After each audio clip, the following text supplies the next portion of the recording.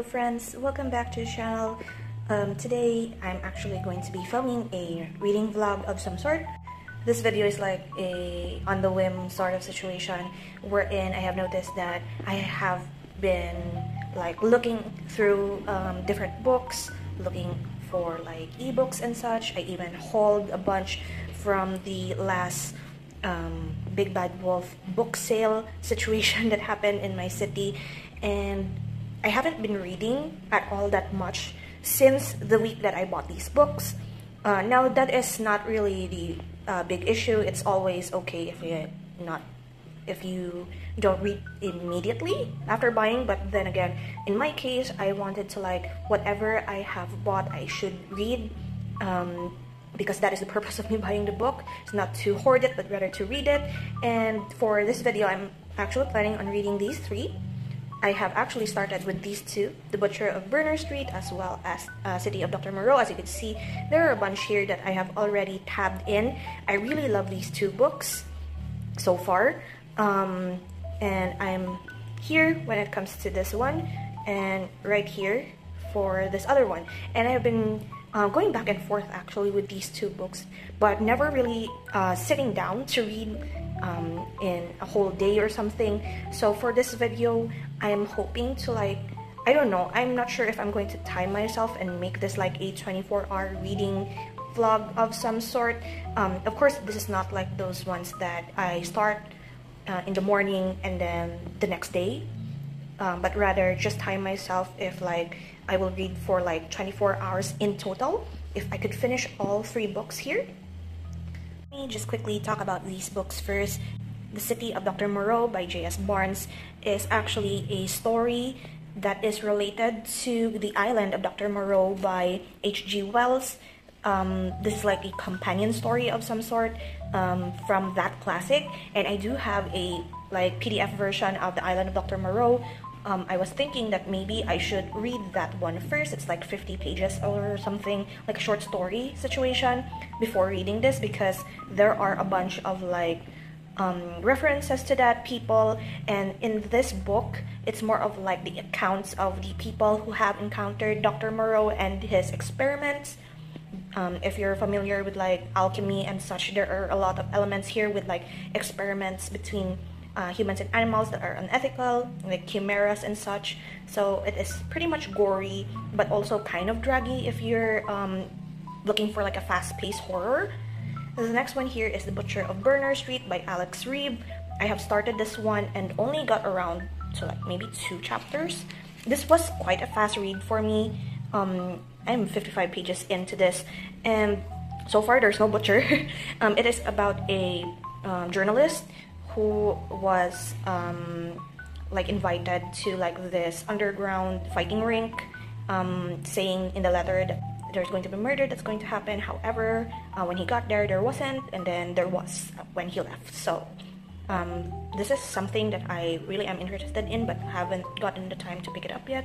And the last one is The Assassination of Margaret Thatcher and Stories. These are like a collection of different stories, and probably something that is very fast to read, so I'm hoping to pick this up in this vlog as well. So yeah, those are the 3 books, and I'll check in every once in a while if I have finished any of them or like have a reaction to the stories that I'm reading. And so I will check back later. I will probably continue reading actually The Butcher of Berners Street, and after finishing this, it's probably this one, unless I am tempted to read The Island of Dr Maro before I continue with this one.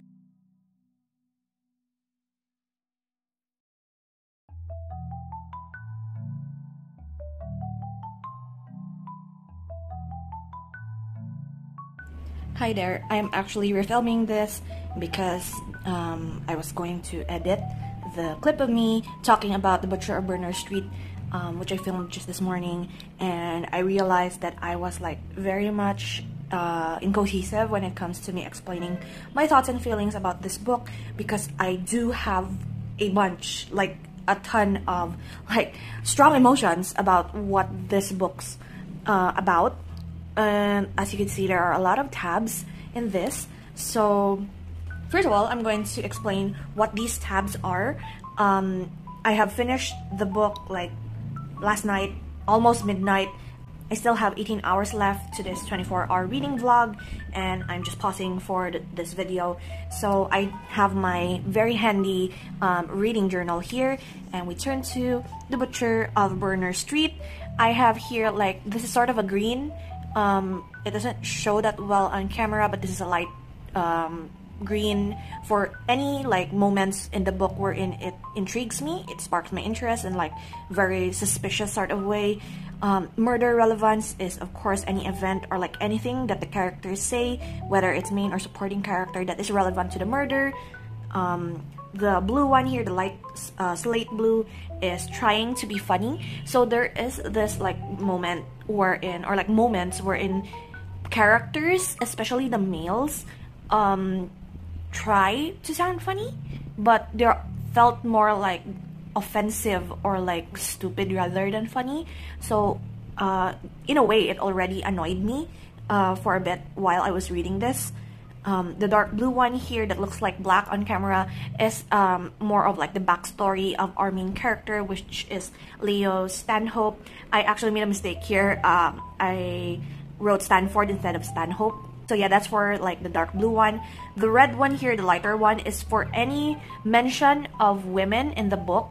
So I have noticed that this book is like so much of a political sort of book, wherein it is that point in history in England wherein women are still rallying the streets, fighting for the rights of suffrage, for their rights to vote and have their opinion and say when it comes to political matters and laws.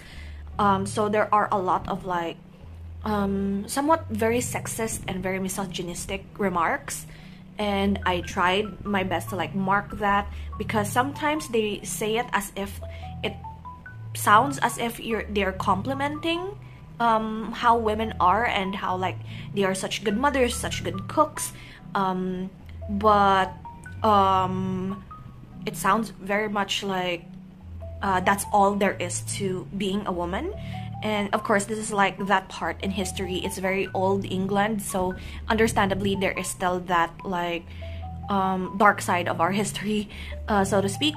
The light yellow one is for a plot twist, because there are quite some plot twists here that I did not see coming actually. And then for the last two here are kind of like, yeah, my whole feelings.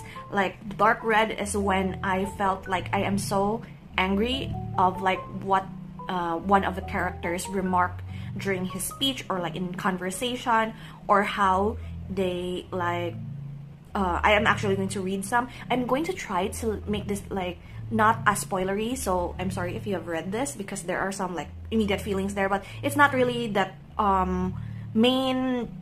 this is not the main plot. So I did not write that much spoilers in this, just like my generic like thoughts and feelings for like certain kind of minor details, or like not that important to the main plot. However, it's like okay. And then last here, of course, the dark gold here that made me very, very angry. And there's like 3 instances there, like 1, 2, and there's another one here that made me like just annoyed and angry. And this book, I guess I haven't really talked about the story of this book, because to me this book is very much a clickbait of some sort, as you call it, because the story of me getting this book, or like how I got this book, is from like Big Bad Wolf. It's in the crime thriller section, and I don't really count this like much of a thriller, so to speak, because the story is about a journalist, Leo Stanhope, that writes columns for the Daily Chronicle about like science stuff and also book reviews, and he has not made any like headline news for the past like 2 years of him working in the Daily Chronicle, until this like letter or telegram was sent to their news office of like a murder was going to happen in this very dangerous side of England, wherein there is this fight club, like an underground wrestling ring, and there was supposed to be a murder that's going to happen, said the telegram. And so he went to investigate on behalf of like the Daily Chronicle, and when he got there, it's basically nothing happened. it's just like a sort of a what do you call this, publicity stunt on the end of the wrestling rink. And then the day after that, an actual murder happened, like when he left. So he was back there the morning after and found the corpse, and also interviewed a bunch of the people that are like in the close circle of the dead entrepreneur, or like the owner of the wrestling rink. And the more the story goes, the more secrets they uncover about like the people that surrounds this owner of the wrestling rink, as well as like the things that he has done that would say he deserved to be killed or murdered, and also the person that is suspected to murder him. So even Leo Stanhope himself has like secrets of his own, and also it shows a lot of like the political side of this period in history. Of course, it's like more of like a historical fiction. So the main like point here that made me very angry is I'll just read it out. Let me look for it first. I'm just going to read it out loud here. This was in context about like a politician talking about his opinion on a bill that is going to be passed to the House of Congress, probably, for women, married women, to be able to inherit and own the property of their late husbands. So this politician said, and I quote, "This is why," he declared, "I cannot condone the bill which will shortly be presented to the House concerning married women's property. It would, for example, make wives responsible for their own debts." He paused so he could absorb the true horror of this prospect. Can you imagine the next time your wife overspends a little on dresses and hats, as they are prone to do? He smiled tolerantly, acknowledging the murmurs of assent from his audience. "You might never know it had happened. And when the bailiffs come knocking to reclaim the liability, it will be her they drag away to debtor's prison. Such an event is unconscionable, a derogation of our duty, and we cannot allow it." So in a way, I interpreted this like passage or like speech of this politician that women are like very irresponsible when it comes to their finances, and like they would spend their money mostly on like dresses, fancy dresses and hats, and then not care about if they don't have like enough money to spend, and then as if like we must protect these women, and then it is the duty of the men to control the spending of women, and that if our wives will end up in prison, or our daughters end up in prison for the debts that they can't repay, it will be a stain in our pride as men. And I was like, seriously? I was so annoyed that I even like texted my best friend saying like, this really happened in history? Or like, of course it's like somewhat an exaggeration, but also there are like moments wherein these things really happened in history, like maybe in a different context, but of course this is historical fiction, so like it still annoyed me and irked me. But there is also this other guy here who I will just talk about it, and I won't directly quote it, but he was like with the widow of the man who was murdered, and this widow was actually 18 years old with a baby, and she was like very much a very capable of taking care of herself type of person. Like she could like win people over with her charm and her like she can survive basically. And this guy was like, I should protect her because women like her should be dainty and delicate, and we men should protect her, and it's our duty to protect her and keep her safe on the streets. Like, okay, but in reality he doesn't know that this girl was actually quite very capable, as I said, of taking care of herself, because she was quite strong, not physically but strong in the way of like surviving, because she used to be like poor and had to survive at a very young age by herself, sort of situation. So there are a lot of plot twists here, plot twists that quite like made me angry, because Leo Stanhope, I won't really talk about it that much what he did, but to me, it was like very messy and very stupid for a crime case. Like, I know in like if you want to get a story in journalism, you would have to like make it a point to like ask certain questions, do certain things, go to certain places, and do what you can in order to uncover the story. However, as the story progresses and he is like very convinced of like who the murderer was, and insisted upon the insisted upon the authorities who this person is, even though he's not technically a detective, he's just a journalist. And also the authorities, I am very much angry about, because near the end there was this sort of riot, and somehow, not only this riot actually, but multiple points in the story wherein authorities are needed and they are somewhat like conveniently disrupted, or like conveniently held back from being there in time. And sometimes in stories like this that I'm very much annoyed, because it's like that cliche sort of situation in like crime stories and also crime movies wherein the police are always late to the scene of the crime, or like late to respond. And no, I just it made the story pretty much like something of a chore to read rather than something enjoyable, even though I think that I read it quite quick.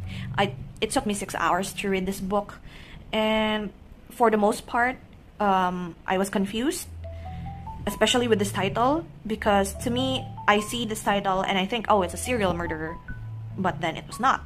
And then there's this other thing, and they even say it explicitly here that as a journalist you have to entice your readers, and you have to title your headline something like very surprising, just like this one, even though the story is not as exaggerated as the title, so to speak, but it's interesting, and it keeps your readers like intrigued of the next story and your next like release of the issue of the newspaper. So in a way, total enjoyment.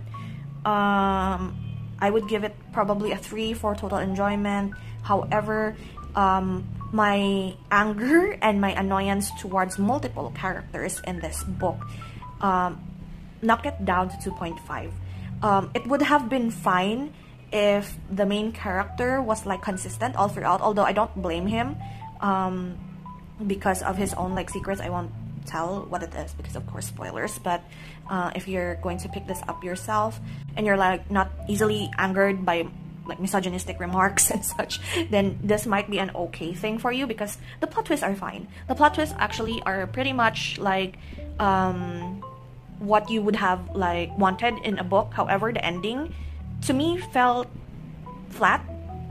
Like the climax I'm very angry with, but the ending felt flat. But it, I don't know, in a way it's very much women's movement, politics during that era, sloppy handling of like crime on the part of the authorities and also the part of the masses, a lot of fighting, a lot of riots, a lot of rallying the streets for your rights. And yeah, I am giving this book in total 2.5. We can run it up to 3, and that is the first one of this 24-hour reading vlog that I have finished, and I'm glad, because this is one out of the 6 books that I have bought from my birthday haul that I wanted to like at least read or start reading before I actually look for other books. And our next one here is The City of Dr. Maro. I've already started this and I'm going to continue it. I am at page 93, if you can see, and I have tabbed this, but I will explain the tabs once I have finished with the book. I still have 18 hours left on this 24-hour reading vlog, and if I'm able to finish this quickly, this particular book, I might go for like the PDF, my PDF copy of The Island of Dr Maro by H.G. Wells that this was like related to or inspired of. So yeah, I will update you once I have something to talk about this book.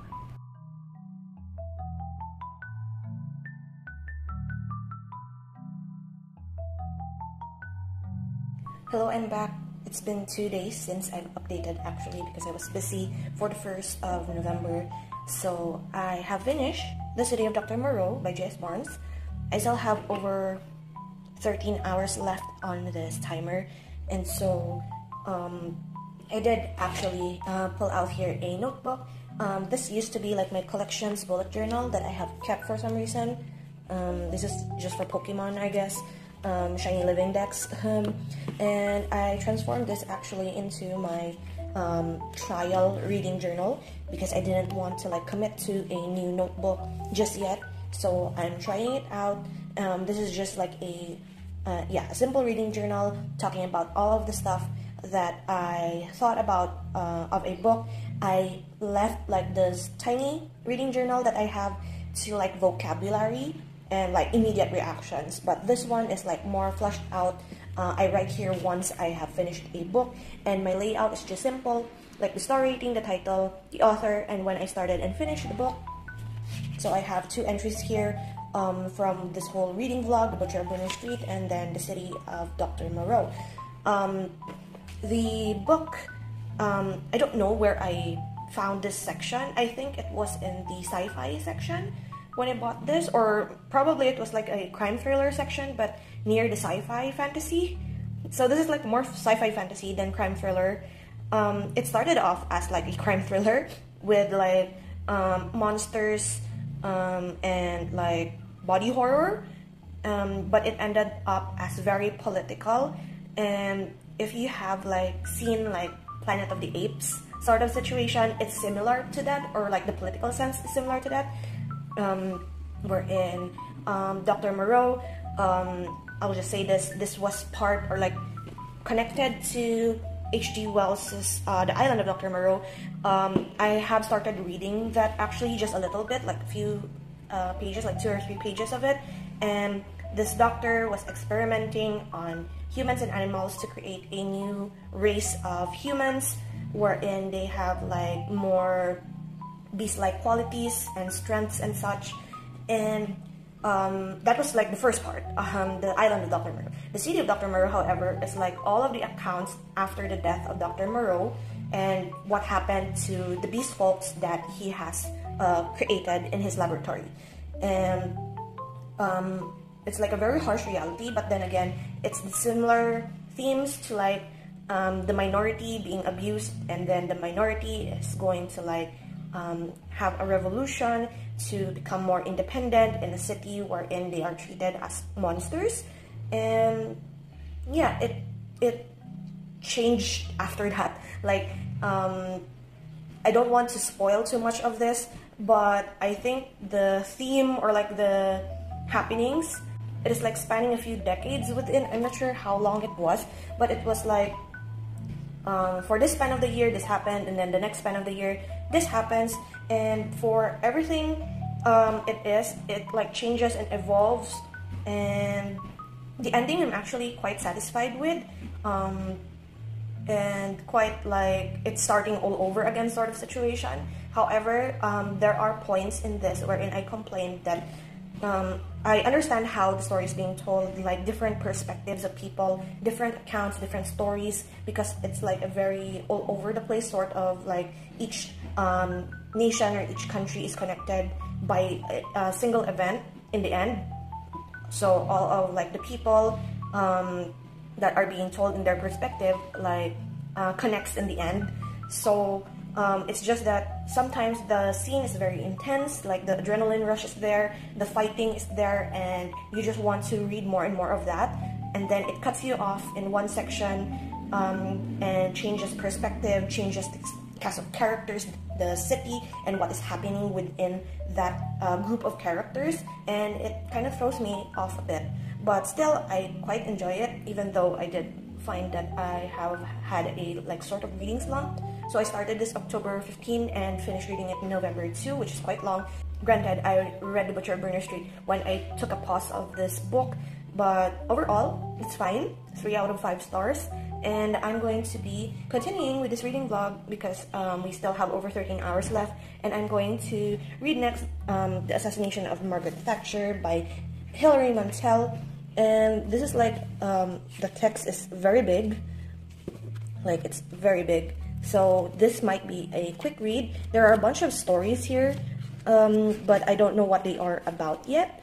I also got this in like the mystery thriller section of Big Bad Wolf books, so I'm going to update you. I'm not sure if I'm going to update after I read a story or just the whole book in general, but we'll see. This is my next read.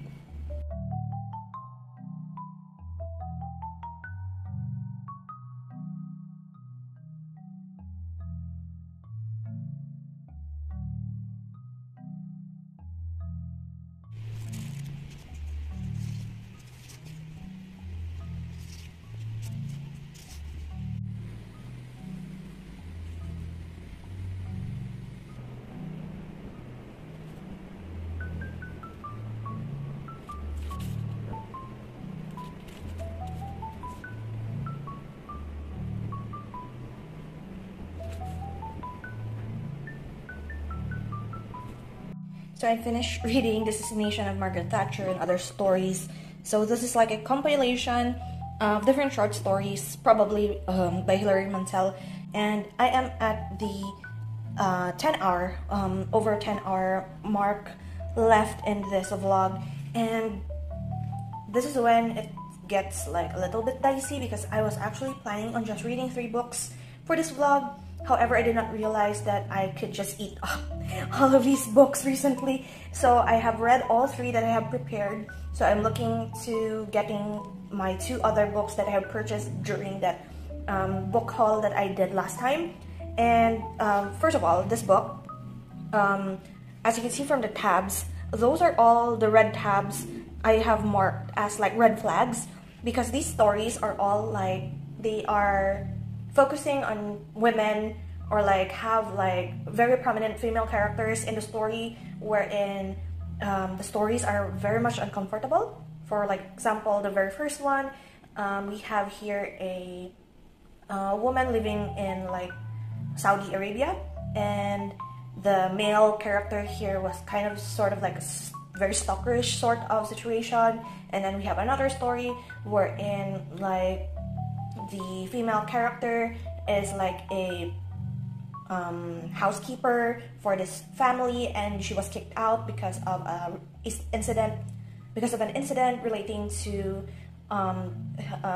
her and her employee's son. And then there is another incident wherein this girl is not able to like eat properly because of mental health issues. There is like a coming out story of this woman that cannot accept herself because she somehow fell in love with another woman. And so there are very much stories wherein the characters are very much uncomfortable in their state of living, their state of mind, and there are very much a lot of like suspicious red flags in the story when it comes to the male characters that are associated with these females. And I even have like a black one here. This is where I have a story, like probably the one that I find is my most favorite, because I am looking for like a very thriller, crime-related story within this like collection of short stories. And that is like the only story that I really like, which is Winter Break. So a couple who is going on a vacation for winter break hired this taxi service to go to a place, or like to send them to their destination.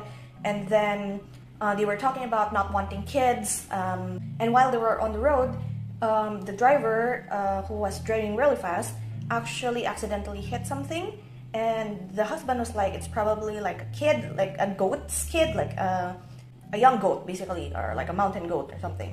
And for some reason the driver was like has a tarp ready in his like the back of his cab in order to like bring that goat with him to have like dinner or something. And that already is like a very suspicious thing. And then when the couple has reached their destination, the wife saw that it wasn't an animal that got hit and something like that, and the story ended there.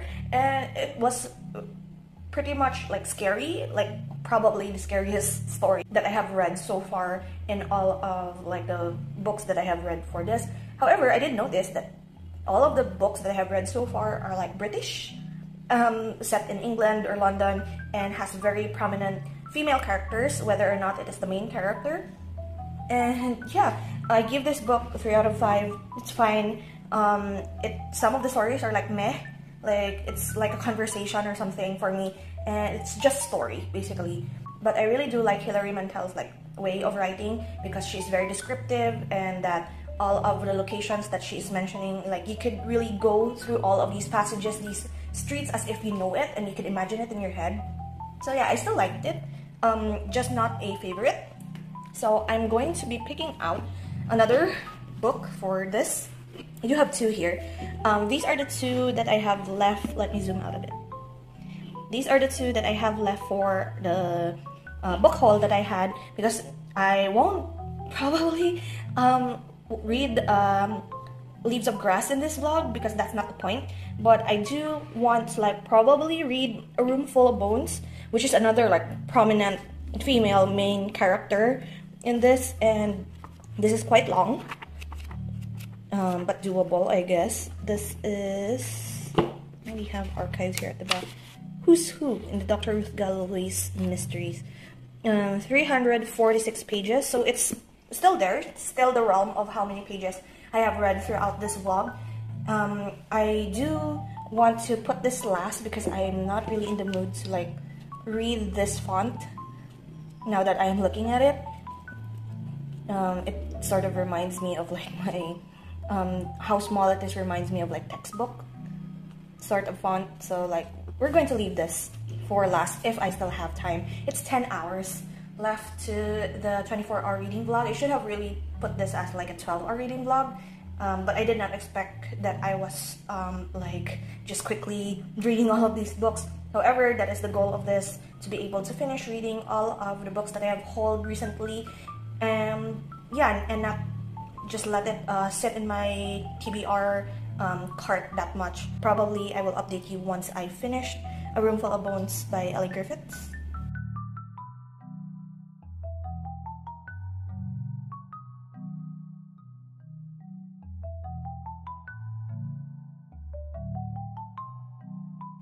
Hello, I have finished A Room Full of Bones by Ellie Griffiths, and I'm very happy to say that I really liked it. Ellie Griffiths' writing style is very much easy to read for me. There are multiple perspectives, there are a lot of things going around in the story. However, it's still, I find it easy to follow. So the whole book is about Dr. Ruth Galloway. She is a forensic archaeologist who studies bones and like anything that is being dug up, basically. She is like attending this museum that is going to like uncover or open a coffin of a bishop that is a relative or like an ancestor to the owner of the museum, which is the Smith's Museum. There are a lot of things that happened with like the Smith family, and there is a murder that happened on the day of like the opening of the coffin. They say that it is like a curse of the dead, like the dead should not be disturbed or displaced from their resting place. And also this museum has quite an eccentric collection of skeletons and bones of like indigenous groups from Australia.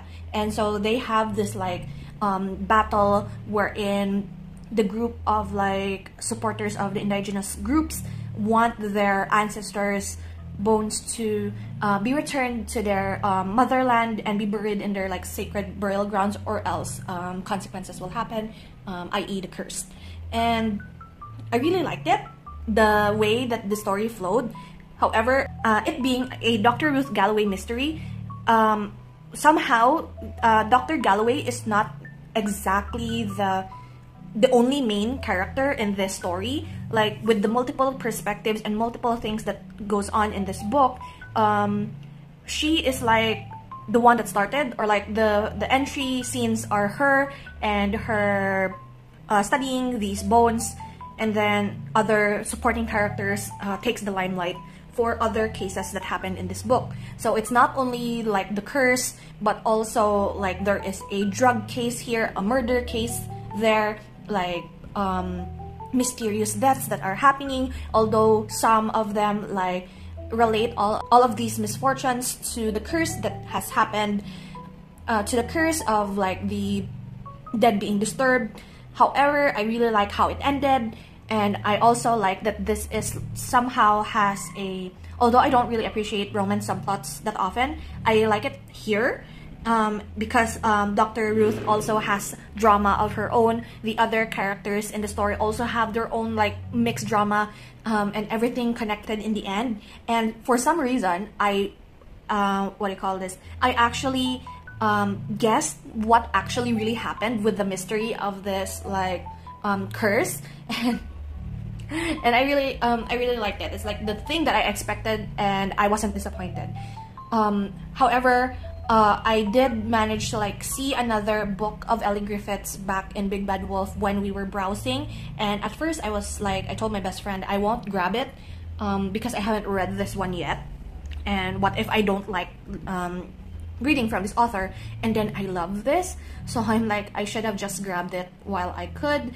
Of course, Big Bad Wolf is already, the event is already finished and packed up.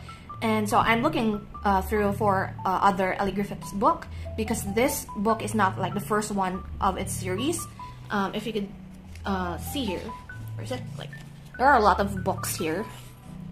And I think the one that I found, I think is The Crossing Places, or was it The Ghost Field? I forgot which of the two I actually saw during that book sale. But I really want to like maybe try like an earlier one. There are a lot of cases from previous books probably that are mentioned and referenced here that I don't really get the reference from. So yeah, to think that the only like the favorite book of mine so far in this reading vlog I didn't tab in because I have no complaints basically in this book. It's very easy to read. I still have like 3 hours left to this reading vlog. I actually left my phone with a timer on the other room, but I still have 3 hours left. And I actually don't want to read the other book because I think it will take me another 6 hours to read that one. And so I'm actually currently reading through The Island of Dr. Maro by H.G. Wells. I am around 20 pages in actually to the 56 pages copy that I have of the PDF. And I'm going through that, and we'll see. Probably by the end of the 50 pages, I will have like probably 30 minutes left to the timer and just call it done there. So I will check back with you after I finish reading that PDF.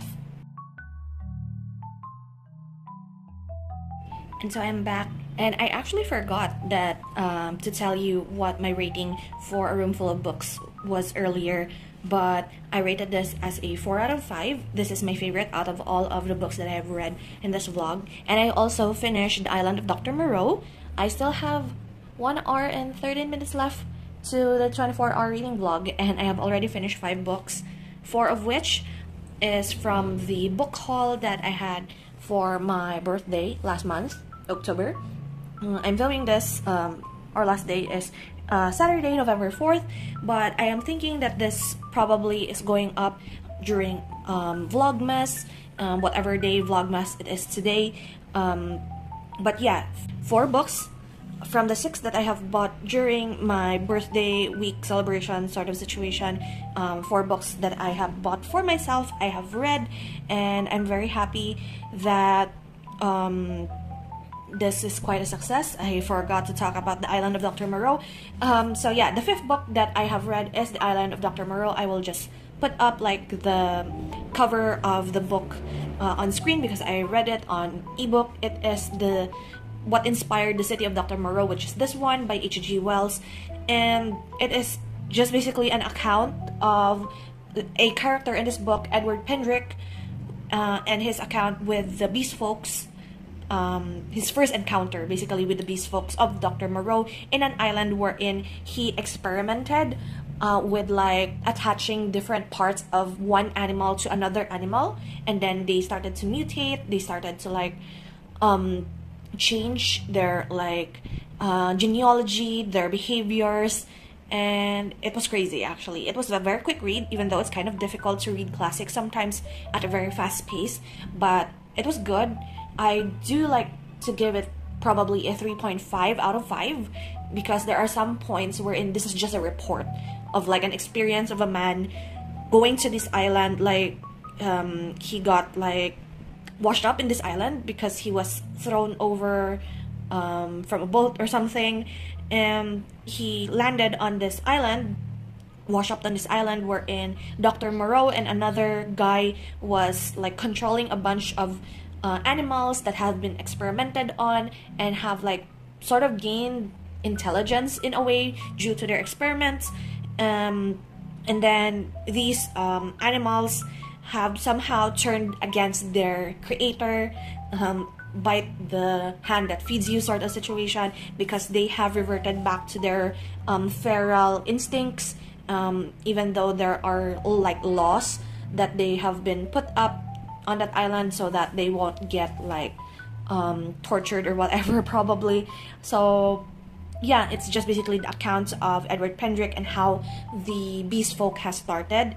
And in a way, I don't really find it all that much interesting, other than what Dr. Maro explained on how they did it, because in his mind, he like reasoned to himself and to other people that it is a magic of like science, wherein you could like put different appendages from different animals to other animals, and they evolve and they transform into something better. And in a way, in modern science and modern medicine, that is very much unethical in a way of experimentation. And Dr. Maro went on saying like, well, it is like the new it is a very old concept, so why don't other scientists do this? And fast answer to that is it is unethical. So he stayed in this island, he experimented on these animals, by a bunch of like animals, like imports them, different species to experiment on, and we don't know, probably some of them are human. So yeah, 5 books for this whole 24-hour reading vlog. I am very much excited to get this finished, and very happy that I have completed 4 out of the 6 books that I have bought for my birthday, which is basically my goal here, to not let these books sit in my TBR cart. And I really love the tabs. As I said earlier, it's funny that the most favorite of mine is the one that doesn't have tabs at all. But yeah, the 5 books, just a quick recall. The first book that we've read in this reading vlog is The Butcher of Berners Street by Alex Reeve. I gave it a 2 out of 3. The second one is The City of Dr. Maro by J.S. Barnes. Gave this a 3. The Assassination of Margaret Thatcher and Other Stories by Hilary Mantel. This is also a 3. A Roomful of Bones by Ellie Griffiths, 4 out of 5. And The Island of Dr. Maro, 3.5 out of 5. So yeah, that is all that I have for you today. This is quite a long video already, so I thank you for hanging out with me, and I will see you in my next video. So until then guys, take care and bye!